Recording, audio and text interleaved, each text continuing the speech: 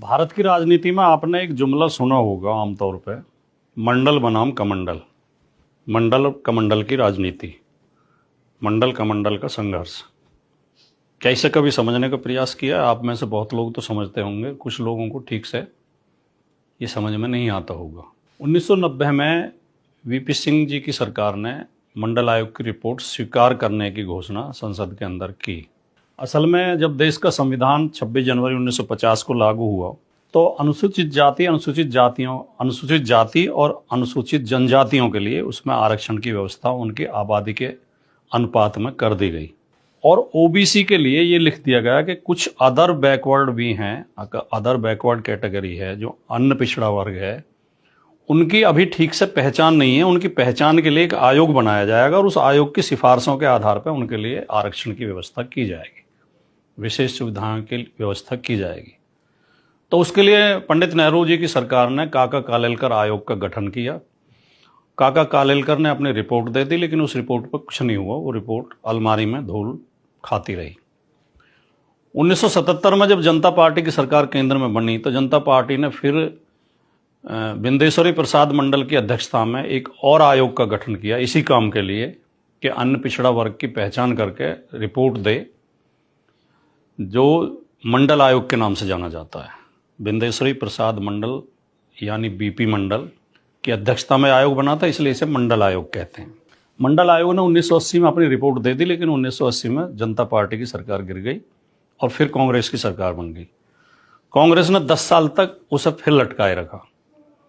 1989 में जनता दल की सरकार बनी, जिसमें भारतीय जनता पार्टी भी शामिल थी। और वीपी सिंह जी प्रधानमंत्री थे और इसकी मंडल आयोग की सिफारिशों को लागू करने के लिए उस समय के 3-4 बड़े नेता जो उस सरकार में शामिल थे, आदरणीय मुलायम सिंह यादव जी, शरद यादव जी, लालू प्रसाद यादव जी, रामविलास पासवान जी, इन्होंने आवाज़ उठाई मांग की सरकार से। और बाहर सड़क पर मान्यवर काशीराम जी ने भी इसकी आवाज़ उठाई। और काशीराम जी की जो DS4 थी, और उस समय तक बहुजन समाज पार्टी का भी गठन हो चुका था, इन दोनों संगठनों ने दीवारों पर नारे हमने लिखे देखे, जो हमारी आयु के लोग होंगे उन्हें ध्यान होगा, या तो मंडल आयोग लागू करो नहीं तो गद्दी छोड़ो। ये काशीराम जी ने पूरे देश में आवाज़ उठाई थी और जगह जगह रैलियां भी की थी। तो इन सब आवाज़ों के कारण, और वीपी सिंह जी स्वयं एक न्यायप्रिय व्यक्ति थे, एक संत प्रवृत्ति के व्यक्ति थे। मैं वीपी सिंह जी के व्यक्तिगत तौर पर बहुत संपर्क में रहा, उनके साथ रहा, उनके साथ कई बार गाड़ी में यात्रा करने का अवसर मिला, उनके साथ आंदोलनों में शामिल रहे। वो बड़े ईमानदार, वैचारिक तौर पर ईमानदार व्यक्ति थे। वो ऐसे नहीं थे कि अंदर कुछ और बाहर कुछ, और एक दार्शनिक किस्म के व्यक्ति थे, कवि भी थे, कवि हृदय थे।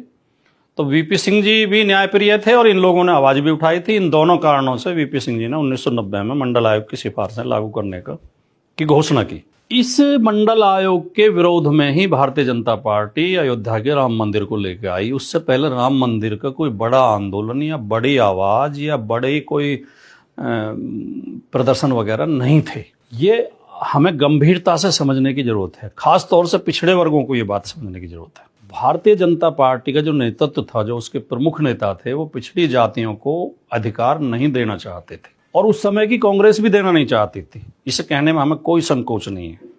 आज कांग्रेस जाति जनगणना के समर्थन में है, पिछड़े वर्गों को आबादी के अनुरूप आरक्षण देने के समर्थन में है, पिछड़े वर्गों को निजी सेक्टर में और न्यायपालिका में आरक्षण देने के समर्थन में है। ये वर्तमान कांग्रेस है।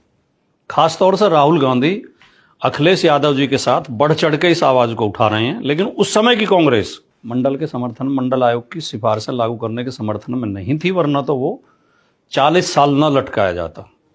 1950 में जब SC और ST को आरक्षण मिला था, तभी OBC को भी मिल गया होता, अगर कांग्रेस की नीयत, उस समय की कांग्रेस की नीयत ठीक होती। लेकिन भारतीय जनता पार्टी तो नफरत से भरी हुई थी। भारतीय जनता पार्टी तो चाहती नहीं कि दलित, पिछड़े और आदिवासी और अल्पसंख्यक समाज के लोग आगे आए या उन्हें कोई भागीदारी मिले। अब भारतीय जनता पार्टी सीधे सीधे विरोध भी नहीं कर सकती थी, क्योंकि पिछड़े वर्ग का जो विशाल वोट बैंक है, 70% के आसपास पिछड़े वर्ग की आबादी देश में है।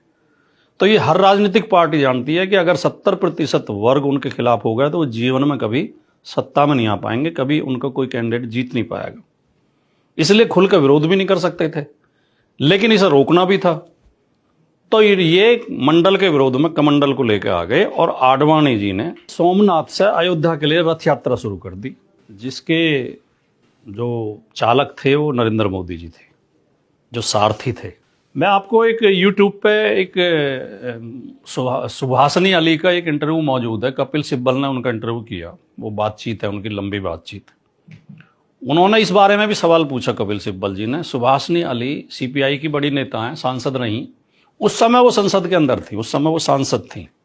उन्होंने, प्रसंग ये नहीं था, प्रसंग कुछ और था, बातचीत कुछ और चल रही थी, लेकिन उन्होंने इसे बड़े विस्तार से बताया और हमें पहले से भी जानकारी थी, पहले भी जो अंदर के लोग थे वो बताते रहते थे। मैं उस समय पत्रकारिता में था और मैं बहुत नेताओं के संपर्क में रहता था। ये अंदर बीजेपी के अंदर क्या चल रहा है ये बातें पता चलती थी। सुभाषनी अली ने ये बताया अपने इंटरव्यू में कि जब जैसे ही वीपी सिंह ने सदन के अंदर, लोकसभा के अंदर मंडल आयोग की सिफारिशें लागू करने की घोषणा की, बीजेपी की सांसद उमा भारती खड़े होकर डांस करने लगी, नाचने लगी और कह रहे उमा भारती की आंखों में आंसू आ गए, वो इतनी खुश थी। और बाकी कई उनके जो पिछड़े वर्गों के नेता थे, जिसमें गंगाचरण राजपूत, साक्षी महाराज और कई अन्य जो पिछड़े वर्ग के नेता थे, वो सब समर्थन में उन्होंने नारे लगाए। तो उसके बाद बीजेपी की जो कोर कमेटी है, जिसमें खाली सामंतवादी लोग होते हैं, मनुवादी लोग होते हैं, जिसमें पिछड़े दलितों को कोई प्रतिनिधित्व नहीं होता, जिस तरह आरएसएस में आज तक कोई पिछड़ा या दलित आरएसएस का प्रमुख नहीं बन पाया। असली निर्णय वो आरएसएस लेती है, जिसके प्रमुख एक रज्जू भैया को छोड़कर सारे के सारे चितपावन ब्राह्मण हुए हैं। ब्राह्मणों में से भी और किसी को नहीं बनाते, केवल चितपावन ब्राह्मण। तो इनकी कोर कमेटी ने निर्णय लिया कि ये तो हमारी पार्टी के लोग ही इसके समर्थन में आ गए मंडल के, अगर हम विरोध करेंगे तो ये तो पार्टी टूट जाएगी। तो उन्होंने फिर षड्यंत्र रचा कि इसे धर्म की तरफ मोड़ दिया जाए, इसे राम मंदिर की तरफ मोड़ देते हैं, इसे राम का आंदोलन बना देते हैं और इसे मुसलमानों के खिलाफ ओबीसी को खड़ा कर देते हैं। और इन्होंने ये योजना बनाई।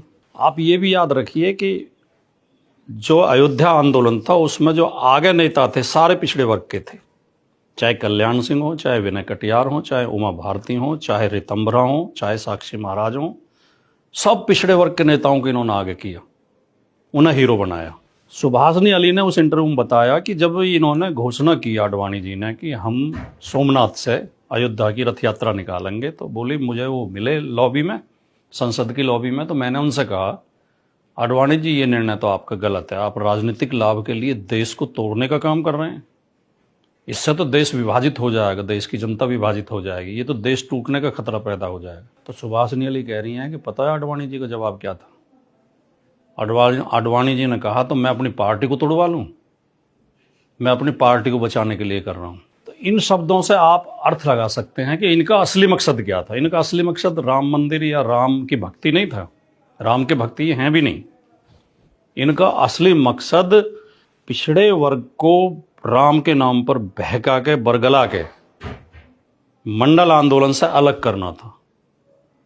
धार्मिक उन्माद भर के लोगों के अंदर मंडल आंदोलन को फेल करना था, पिछड़े वर्ग को उसके अधिकार ना मिलें, इसके लिए माहौल तैयार करना था। केवल इस उद्देश्य से ये रथ यात्रा और राम मंदिर का आंदोलन शुरू किया गया था। विनय कटियार उस समय हीरो हुआ करते थे। विनय कटियार का बड़ा नाम होता था, रोजाना बयानबाजी होती थी। उमा भारती और रितंबरा के भाषण सुनने के लिए लाखों लाखों लोग इकट्ठे होते थे। कल्याण सिंह इनके हीरो थे। और जैसे ही बाबरी मस्जिद विध्वंस हुआ और इनकी सरकार बनने का रास्ता साफ हुआ, इन्होंने ये सब, आज कोई किसी को पता है विनय कटियार कहाँ है? कोई नाम सुनता है? उमा भारती कहाँ गई? गाया में राजनीति है। रितंबरा कहाँ अपना आश्रम चला रही हैं। साक्षी महाराज कहाँ पड़े होंगे कुछ पता नहीं।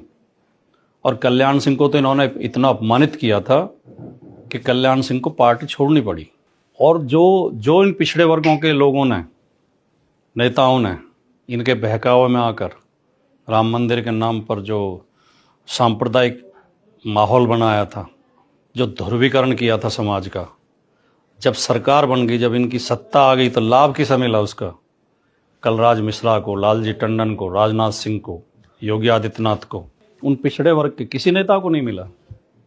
राम के नाम पर पिछड़े वर्ग के लोगों को ठगा गया, पिछड़े वर्ग के लोगों के साथ धोखाधड़ी की गई, पिछड़े वर्गों के अधिकारों की लूट की गई राम के नाम पर बहका के। इसे एक उदाहरण से आप समझ सकते हो। पिछड़े वर्ग के तो उस नेता को भी अपमानित किया जिसने बाबरी मस्जिद गिरवाई थी, कल्याण सिंह, जो मुख्यमंत्री होते हुए, और उन्हें सुप्रीम कोर्ट ने 1 दिन की सजा भी सुनाई थी, जिन्होंने उसके लिए सजा भी भुगती। उस आदमी को इतना अपमानित किया कि उसे पार्टी छोड़नी पड़ी, अपनी अलग पार्टी बनानी पड़ी। और उस समय के कल्याण सिंह जी के भाषण उठा के देख लीजिए आप, अखबार उठाइए, उस समय की टीवी चैनल तो उस समय नहीं होते थे, प्राइवेट टीवी चैनल, लेकिन दूरदर्शन पर मिल जाएंगे उनके बयान। वो कितना उग्र बोलते थे बीजेपी के खिलाफ, और कितना भेदभाव का आरोप लगाते थे, और कहते थे मैंने संकल्प लिया है कि मैं इस बीजेपी को खत्म कर दूंगा। उमा भारती को अपमानित करके मुख्यमंत्री पद से हटाया गया था। तो पिछड़े वर्ग के थे, तो जो आ गए थे वो भी अपमानित किए गए। और अगर कोई इनके वर्ग का है तो आप सोचिए, नृपेंद्र मिश्रा, जिस समय 90 में कार सेवकों के ऊपर पुलिस ने गोली चलाई थी, क्योंकि सुप्रीम कोर्ट का आदेश था कि मस्जिद को कोई नुकसान न पहुंचने दिया जाए। उत्तर प्रदेश के मुख्यमंत्री श्री मुलायम सिंह यादव जी थे। मुलायम सिंह यादव जी ने अपने प्रशासन को ये निर्देश दिया था कि सुप्रीम कोर्ट के आदेश का पालन किया जाए और नुकसान पहुंचाने से रोका जाए, चाहे बल प्रयोग करना पड़े। नृपेंद्र मिश्रा उस समय मुख्यमंत्री श्री मुलायम सिंह यादव जी के प्रधान सचिव होते थे, चीफ सेक्रेटरी होते थे। ये सबको पता है, मीडिया में रिपोर्टें आई थी, और नृपेंद्र मिश्रा ने खुद भी एक इंटरव्यू में बोला है, वो वीडियो मौजूद है यूट्यूब पे, आप सर्च करके सुन सकते हैं, कि जब कार सेवक वहाँ अयोध्या पहुंच रहे थे और वहाँ तनाव की स्थिति हो रही थी, तो नृपेंद्र मिश्रा कंट्रोल रूम संभाल रहे थे, और उन्होंने ही जब वहाँ से रिपोर्ट मिली, लगातार वहाँ रिपोर्ट ले रहे थे, लोग बता रहे थे ऐसे आ गए हैं, इतने आ गए हैं, इतने आगे बढ़ गए हैं, वहाँ तक पहुँच गए हैं। और जब उसके ढांचे के ऊपर, मस्जिद के ऊपर कुछ लोग चढ़ गए, 1-2 लोग, और एसएसपी डीएम ने कहा कि जी हमें निर्देश दीजिए, अब हम क्या करें, तो नृपेंद्र मिश्रा ने ही गोली चलाने का आदेश दिया था कि आप गोली चलाइए, लेकिन बाबरी मस्जिद को कोई नुकसान नहीं पहुंचना चाहिए। ये नृपेंद्र मिश्रा खुद अपने इंटरव्यू में कह चुके हैं कि गोली चलाने का आदेश मैंने दिया था, वो मुलायम सिंह यादव जी ने नहीं दिया था। मुलायम सिंह यादव जी ने तो खाली ये कहा था कि सुप्रीम कोर्ट के आदेश का पालन किया जाए।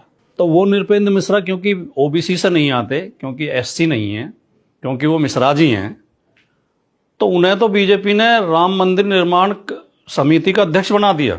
और कल्याण सिंह जो मस्जिद गिरवाने में जिनकी महत्वपूर्ण भूमिका थी 1992 में, 6 दिसंबर 1992 को, उन्हें अपमानित करके पार्टी से निकाला। ये अंतर बीजेपी और आरएसएस पिछड़े वर्गों में और मनुवादियों में करती है। तो इसलिए मैं कह रहा हूं कि भारतीय जनता पार्टी ने राम के नाम पर ओबीसी के साथ ठगी की, ओबीसी के अधिकारों का हनन किया, ओबीसी के को गुमराह किया। और मैं एक बात और बता दूं, ये बहुत कम लोगों को पता होगा, 23 दिसंबर 1949 को बाबरी मस्जिद के अंदर जबरन लाके रामलला की मूर्ति रखी गई थी। ये मुकदमा आज भी थाने में उसका रिकॉर्ड है, और उस समय होता था अयोध्या थाना, आजकल वहाँ राम जन्मभूमि नाम से थाना, नया थाना बना है, जो 90 के बाद बना था। उस समय थाने के एसओ, अयोध्या थाने के एसओ थे राम सिंह दुबे, जिन्होंने एफआईआर लिखी थी कि महंत दिग्विजय नाथ, हनुमान प्रसाद पोद्दार, और 2 नाम और हैं, वो मुझे अभी मैं भूल रहा हूँ, वो मिल जाएंगे नेट पे, सर्च करेंगे तो। ये 4 लोग आए और यहाँ जबरन मूर्ति रख गए। और उस समय फैजाबाद के डीएम थे के नैयर, और के नैयर की सारे षड्यंत्र में मिली भगत थी। के नैयर के कहने पर ही उन्होंने मूर्ति रखी थी। के नैयर ने इनसे कहा था कि कोई ऐसा विवाद पैदा करो कि मैं इसमें ताला लगवा दूंगा। 23 दिसंबर 1949 से पहले हर जुम्मे के दिन बाबरी मस्जिद में नमाज होती थी। जब 23 दिसंबर की रात को इन्होंने वहाँ जबरन जाकर रामलला की मूर्ति रख दी, तो के नैयर ने मस्जिद के अंदर ताला लगवा दिया, मस्जिद के गेट पर, कि विवादित हो गई है। उस समय देश के प्रधानमंत्री पंडित जवाहरलाल नेहरू थे, उत्तर प्रदेश के मुख्यमंत्री गोविंद बल्लभ पंत थे। पंडित जवाहरलाल नेहरू ने गोविंद बल्लभ पंत को पत्र लिखा बाकायदा कि ये ताला खुलवाया जाए इसका, ये ठीक नहीं है, अल्पसंख्यक समुदाय के अंदर गलत मैसेज जा रहा है। और वहाँ मुझे ये भी खबर मिली है कि अल्पसंख्यक समुदाय के ऊपर हमले हो रहे हैं, उन्हें अपमानित किया जा रहा है, ये ताला तुरंत खुलवाया जाए। गोविंद बल्लभ पंत ने डीएम को पत्र लिखा कि ताला खुलवाया जाए बाबरी मस्जिद का, और डीएम के नैयर ने वापस पत्र लिख दिया और ये कह दिया कि अगर ताला खुलवाया गया तो यहाँ शांति भंग हो सकती है, इसलिए मैं ताला नहीं खुलवाऊंगा। और यही के नैयर बाद में जनसंघ के सांसद बने। जनसंघ नाम होता था उस समय भारतीय जनता पार्टी का। तो जिस के नैयर ने बाबरी मस्जिद पे ताला लगवाया था वो बीजेपी के सांसद बने। 6 दिसंबर 1992 को जब बाबरी मस्जिद शहीद की गई थी, जब कार सेवकों ने बाबरी मस्जिद को गिराया था, उस समय वहाँ पुलिस के कप्तान थे, जो एसएसपी थे वो थे डीबी राय, जिन्होंने पुलिस को रोके रखा कि किसी को कुछ नहीं होना चाहिए और आराम से मस्जिद गिरने दी। वो डीबी राय भारतीय जनता पार्टी से 2 बार सांसद रहे। और सुप्रीम कोर्ट ने जिस जज ने, Ranjan Gogoi, chief justice of India, जिसने मंदिर के पक्ष में फैसला दिया मुकदमे का, वो रंजन गोगोई भी बीजेपी से सांसद हैं। यानी तीनों अधिकारी, एक डीएम, एक एसएसपी, एक चीफ जस्टिस, जिन्होंने इस आंदोलन में बीजेपी आरएसएस की मदद की, वो तीनों के तीनों जनसंघ और भारतीय जनता पार्टी से सांसद रहे। तो सवाल ये है कि ओबीसी को क्या मिला?